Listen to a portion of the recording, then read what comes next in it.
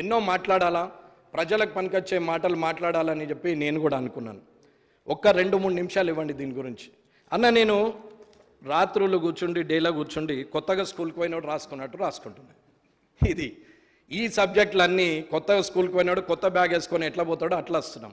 వీడికి వచ్చి చూస్తే ఏమవుతున్నది, ర్యాగింగ్ లాగా ఉన్నది. అన్న నేను ఎవరిని ఉద్దేశించి మాట్లాడి, దయచేసి 50 మంది కొత్తలు ఉన్నాము, ఇంకొక 60 మంది పాత వాళ్ళు ఉన్నారు, చాలా సీనియర్లు ఉన్నారు. అన్న మార్గదర్శకంగా ఉండాలనేది నా ఆలోచన. సభ నడుస్తుంటుంది, సభ్యుడు మాట్లాడుతుంటాడు, ఒక 4 అక్కడ నిలబడి మాట్లాడతారు, ఒక 3 ఇక్కడ నిలబడి మాట్లాడతారు. సభ నడిపేటప్పుడు కనీసం సభా సంస్కారం ఉండాలి, మనం మాట్లాడకూడదు, సభాధ్యక్షుడు చూస్తాడు అనే ఆలోచన ఉండాలి. శాసనసభ వ్యవహారాల మంత్రి గారికి నేను కోరేది ఏంటంటే, అన్న రేపటికి మనం మార్గదర్శకంగా ఉండాలని కోరుకుంటున్నాం. కొత్తగా వచ్చిన పోయి రేపు పొద్దున మారకపోతావా, నేను చూడకపోతానా అని ఎవరన్నా అనుకుంటుండొచ్చు మనసులో.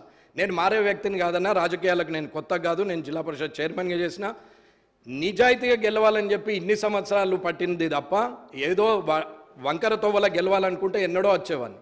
కానీ ఇవాళ కూడా అందరూ కష్టపడే వచ్చినా ఇక్కడికి వచ్చిన తర్వాత మారుతున్నారా, లేకపోతే ప్రజల్లో మాట్లాడే మాటకు అక్కడున్న సీరియస్నెస్ ఇక్కడ ఉండదా అనేది నాకు అర్థం కావట్లేదు.